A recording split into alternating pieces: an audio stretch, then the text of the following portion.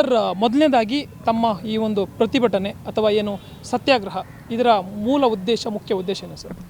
Sir, ಏನು 29 July 2025ರಂದು ನಾವು ಅನಿರ್ದಿಷ್ಟ ಕಾಲ ಉಪವಾಸ ಸತ್ಯಾಗ್ರಹನ ಹಮ್ಮಿಕೋಬೇಕಂತ ನಾವು ಎಲ್ಲ ಒಕ್ಕೂಟದ ವತಿಯಿಂದ ತೀರ್ಮಾನಿಸಿದ್ದೀವಿ. ಇದರ ಮೂಲ ಉದ್ದೇಶ ನಮಗೆ ಸರ್ಕಾರ ಪ್ರಣಾಳಿಕೆಯಲ್ಲಿ ಸಾರಿಗೆ ನೌಕರಿಗೂ ಸರ್ಕಾರಿ ನೌಕರಿಗೂ ಸರಿಸಮಾನ ವೇತನವನ್ನು ನೀಡ್ತೀವಿ ಅಂತ ಕೊಟ್ಟವ್ರೆ. ಆ ಬೇಡಿಕೆ ಈಡೇರಬೇಕು ಮತ್ತು 38 ತಿಂಗಳ ವೇತನದ ಹಿಂಬಾಕಿಯನ್ನು ನೀಡಬೇಕು. ಅದರಲ್ಲೂ ಮುಖ್ಯವಾಗಿ ನಮಗೆ ನಿವೃತ್ತಿ ನೌಕರಿಗೆ ಮೊದಲ ಆದ್ಯತೆಯಲ್ಲಿ ಕೊಡಬೇಕು ಮತ್ತು ಕಾರ್ಮಿಕ ಸಂಘಟನೆ ಚುನಾವಣೆಯನ್ನು ನಡೆಸಬೇಕು ಮತ್ತು ನಮಗೆ 2020 ಮತ್ತು 21ರ ಸಾಲಿನಲ್ಲಿ ಪೊಲೀಸ್ ಪ್ರಕರಣಗಳು ನೌಕರರ ಮೇಲೆ ಆಗಿದೆ, ಅದನ್ನು ಹಿಂಪಡಿಬೇಕು ಮತ್ತು ಶಿಕ್ಷಾದೇಶಗಳನ್ನ ರದ್ದುಪಡಿಸಬೇಕು ಅಂತ ನಾವು ವಿಚಾರಗಳನ್ನ ಮುಂದಿಟ್ಕೊಂಡು 29ನೇ ತಾರೀಕು ಜುಲೈಯಲ್ಲಿ ಹೋರಾಟವನ್ನು ಹಮ್ಮಿಕೊಳ್ತಾ ಇದ್ದೀವಿ ಸರ್.